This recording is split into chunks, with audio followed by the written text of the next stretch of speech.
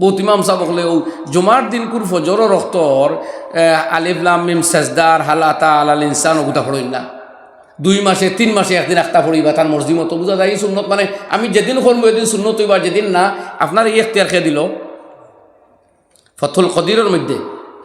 আল্লামা কামাল উদ্দিন ইবনুল হুমাম রহমতুল্লাহ আলাইহি কইতা তারকুল মুদাওয়ামাত হইতো লাল মুদাওয়ামাত আলা তারক রেগুলার সারতা ইলা নাই আখতা আখতা সারিতা আপনি তো পড়িত্রা আখতা আখতা হঠাৎ হঠাৎ ই আপনার এই এখতিয়ার খেয়ে দিছে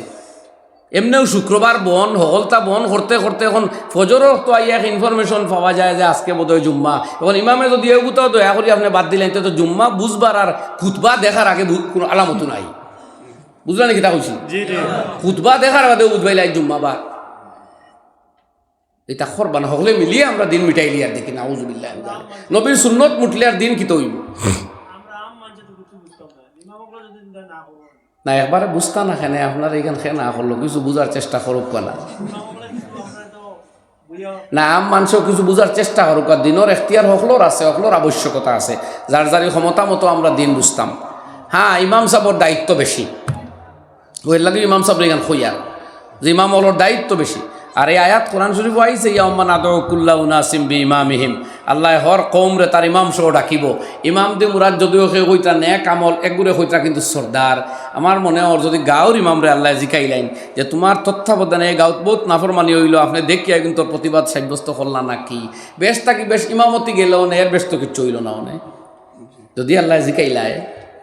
যেহেতু আয়াত আইছে কুল্লা ইমামি কুল্লা ইয়াউমান আদউ কুল্লা উনাসিন বিইমামিহিম তার ইমাম সহ ডাকা হইব যদি আল্লাহ জিকাইলাই ইমামতি এখান যাইব আর এখান যাইব কিতা আইসে গেছে ইমামতি তো রিজেকর মালিক নাই রিজেকর মালিক কে আল্লাহ ইমামতি এক অ্যাক্টিভিটিস নবীর খাম তো এক ইমাম সাহেব পাইছিলাম আমার কইলা আমার 43 নম্বর মসজিদ চলে কোনো মসজিদ আমি রুয়া খসুয়া হইতে দেই না কোনো বেটার তো আক্কা করি না ওদেরকে শতবত করে বার হয়ে যাই কই আল্লাহর মসজিদ দেশও যে পরিমাণ মসজিদ আছে খালি 100 বছর 100 মসজিদ হইলেও আমার 70 বছর হইছে ওইলে খের লোকে কম্প্রোমাইজ করতাম পারতাম না বাস্তবতার মাতমাতের আমি আপনারা আশাইবার লাগে কইয়ান না ইমামও আসইন আবু ইমামতি খোট্টা হওয়ার আমি জানিও এনে এক জায়গাত গিয়া কইসইন নদীর ফারো আসলো মসজিদ বরাখর ওই জন্য ভাই আমিও মানুষ ভুল ত্রুটি দেখলে আমারে কইও আর বাজারও গিয়া হোটেলও গিয়া কয়জনে মিলি আলোচনা করাত লাগিও না আমার বিরুদ্ধে নাইলেও খারের দৌড়মু লইয়া নদীত ফোড়মু আর একবার বাড়িতে গিয়া উঠিম থানও বাড়ি নদীর ফিরা তো এই টাইমে ডঙ্গি মাতা আমি নকল করলাম টান ফুর্তির কথা হয় প্রকৃতপক্ষে ইমাম সাহেবকলে দায়িত্ব লক্ষ্য কারণ এক ইমামে চাইলে গাঁর যাবতীয় অনৈসলামিকতা অনেকটা অজ্ঞতা দূর করতে সক্ষম হয়েছি বা বড় শায়খুল হাদিস আলিম মুফতি কারি এইখান ফার্তা নাই তাই বছরে 6 মাসে 3 মাসে একদিন আইবা ইমাম সাহেব এক জিন্দা ব্যক্তিত্ব নবীর মুসল্লাত খাড়া তাইন খুব কাছাই ও মহল্লা যদি মদিনা হইতো আর নবীজি জিন্দা রইতাতে আমরা ইমামে নমাজ পড়ানি জাইজ হইল নিয়নে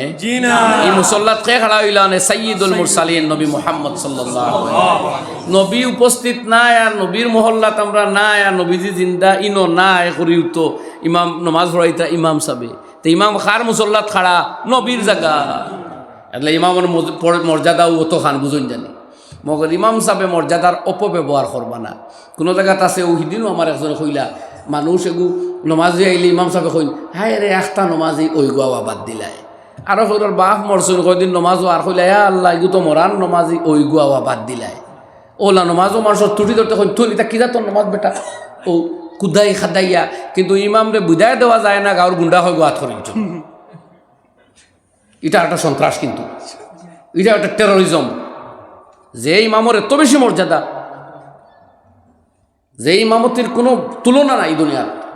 সেই ইমামর পদ বইয়া যদি আপনি দায়িত্ববোধ আদায় করেন না